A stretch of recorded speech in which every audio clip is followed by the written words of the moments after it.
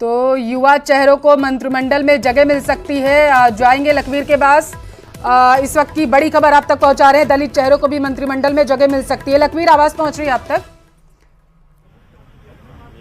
जी पल्लवी, ठीक है। सवाल मेरा था लखवीर, जैसा आप बता भी रहे थे, नामों पर तो चर्चा होगी इस बैठक में, लेकिन क्योंकि दिग्गजों का जमावड़ा लगा हुआ है, आगे की जिम्मेदारियां भी क्या तय की जा सकती हैं? बिल्कुल निश्चित रूप से राजस्थान में सत्ता और संगठन सामंजस्य बैठाकर काम करे, इसलिए सरकार भी प्रभावी हो और संगठन भी प्रभावी हो, यह आलाकमान का फोकस है। क्योंकि 2024 का लोकसभा चुनाव सामने है। ऐसे में तमाम जो प्रकल्प हैं, भारतीय जनता पार्टी के तमाम जो मोर्चे हैं, उनमें भी फेरबदल करना है, उनकी भी कार्यकारिणियां घोषित करनी है। स्वाभाविक तौर पर प्रदेश के संगठन में भी बड़े बदलाव देखने को मिल सकते हैं। और जैसा कि मैं पहले बता भी रहा था कि बीजेपी प्रदेश अध्यक्ष पद में भी बदलाव हो सकता है। हालांकि ये देखने वाली बात ये होगी कि लोकसभा चुनाव से पहले बीजेपी का प्रदेश अध्यक्ष बदला जाता है या लोकसभा चुनाव के बाद बदला जाता है, लेकिन बीजेपी का प्रदेश अध्यक्ष बदला जाएगा, ये तय हो गया है। ऐसे में साफ तौर पर रणनीति इसी बात पर बन रही है अंदर बैठक में कि मंत्री परिषद में ऐसे कौन से वो चेहरे हो सकते हैं, कौन मंत्री बनने के काबिल हैं, जो कि न केवल सूबे की अशोक गहलोत सरकार जिस प्रकार से विफलताएं जो पिछले 5 साल में गिनाई, जो जब बीजेपी विपक्ष में थी, तो अशोक गहलोत सरकार की जो विफलताएं गिनाकर सरकार में आई है, चाहे वो दलित उत्पीड़न हो, चाहे वो महिला अत्याचार हो, चाहे बिगड़ती कानून व्यवस्था हो, चाहे बेरोजगारी हो, चाहे पेपर लीक हो, इन तमाम मुद्दों पर प्रभावी रूप से काम हो, इन तमाम मुद्दों पर रिजल्ट दिया जाए प्रदेश की जनता को। अगले 6 महीने 1 साल में ये इस सरकार का उद्देश्य होगा। इसी लिहाज से स्क्रूटनी भी की जाएगी मंत्री परिषद में कि ऐसे कौन से वो चेहरे हो सकते हैं, ऐसे कौन से वो मंत्री पद के लिए काबिल विधायक हो सकते हैं, जो कि उन तमाम विफलताओं पर काम करेंगे प्रभावी रूप से और रिजल्ट देने का काम करेंगे। क्योंकि पीएम नरेंद्र मोदी जब प्रचार कर रहे थे राजस्थान में, तो उन्होंने साफ तौर पर अपनी गारंटी को सबसे ठोस और मजबूत गारंटी बताते हुए कहा कि नरेंद्र मोदी की गारंटी का मतलब है काम होने की गारंटी, गारंटी पूरा होने की गारंटी, ये साफ तौर पर कहते हुए नजर आए थे। और ये बीजेपी का पेट स्लोगन भी हो गया है उन सभाओं के बाद से, और बीजेपी आगे बढ़ी भी पीएम नरेंद्र मोदी के नाम से ही।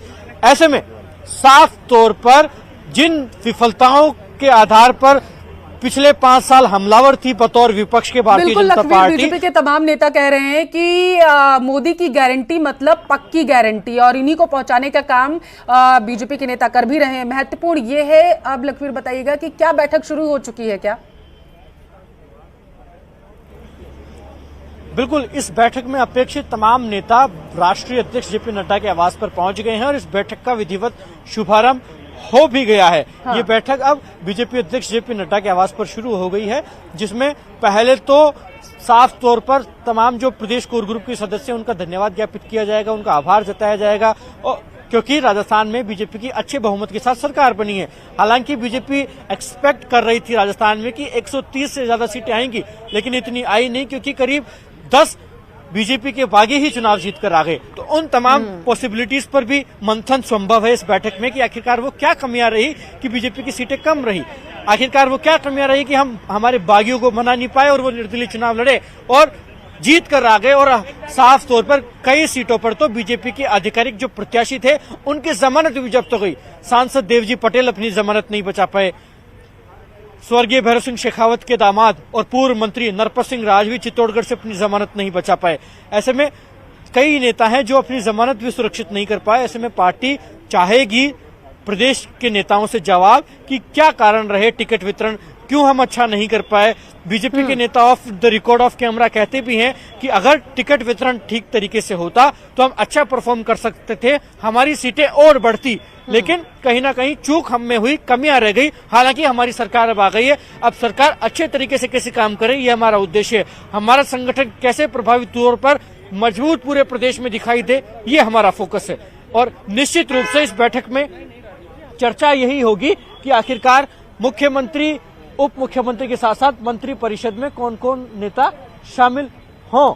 ये पार्टी चाह रही है रणनीति तैयार करना, खाका तैयार करना। तो क्या उस चूक को, उस गलती को सुधारा भी जाएगा लखवीर? अब क्या बीजेपी से बागी होकर के जो नेता चुनावी रण में उतर चुके थे, ताल ठोक गए थे, जीत कर सामने आ चुके हैं, क्या उन्हें साधने की अब कोशिश की जाएगी? लोकसभा चुनाव को देखते हुए?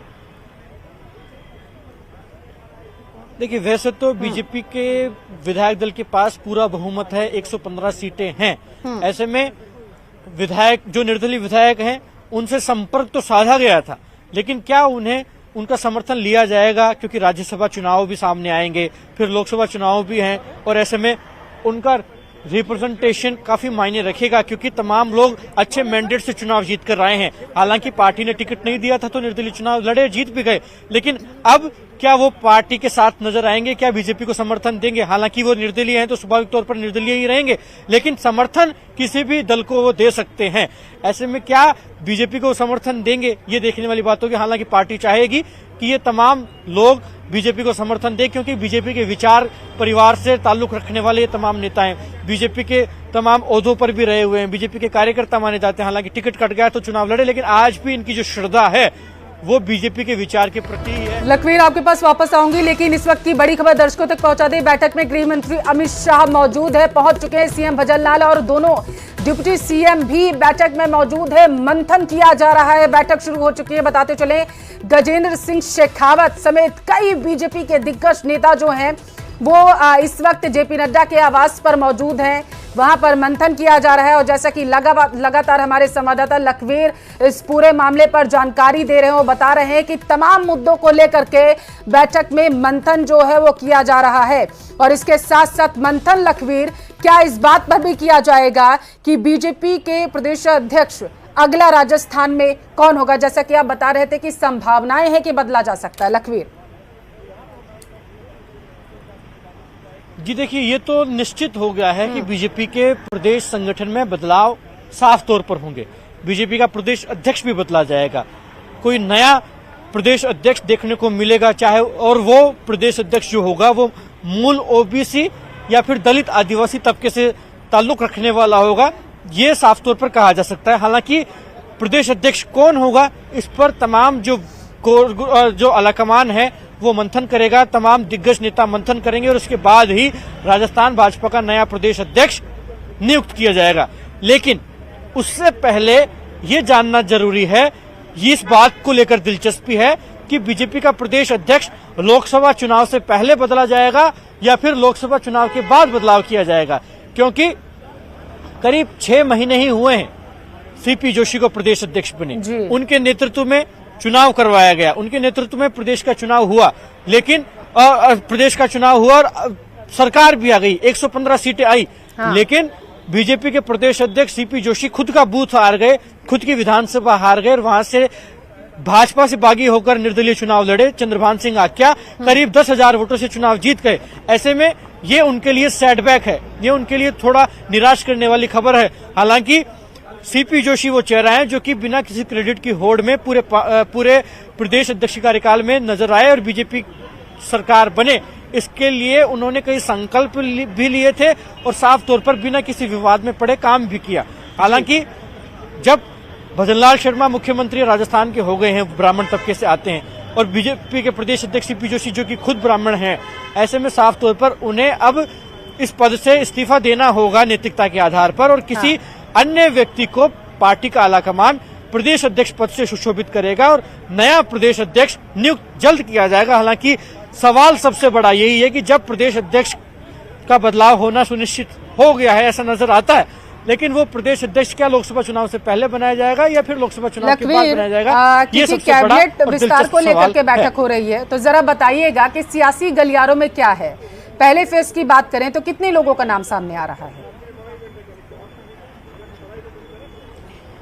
देखिए, बीजेपी के आलाकमान इस वक्त मंथन इसी बात पर कर रहे हैं कि मंत्री परिषद में कौन कौन चेहरे शामिल किए जाएं, पहले कितने लोगों को इस मंत्री परिषद में शामिल करवाया जाए, और साफ तौर पर कहा जा सकता है करीब 1.5 दर्जन लोग या 2 दर्जन लोग पहले विस्तार में साफ तौर पर मंत्री परिषद में शपथ ले सकते हैं। करीब 1 दर्जन कैबिनेट मंत्री बनाए जाएंगे, अन्यों को राज्य मंत्री का दर्जा दिया जाएगा।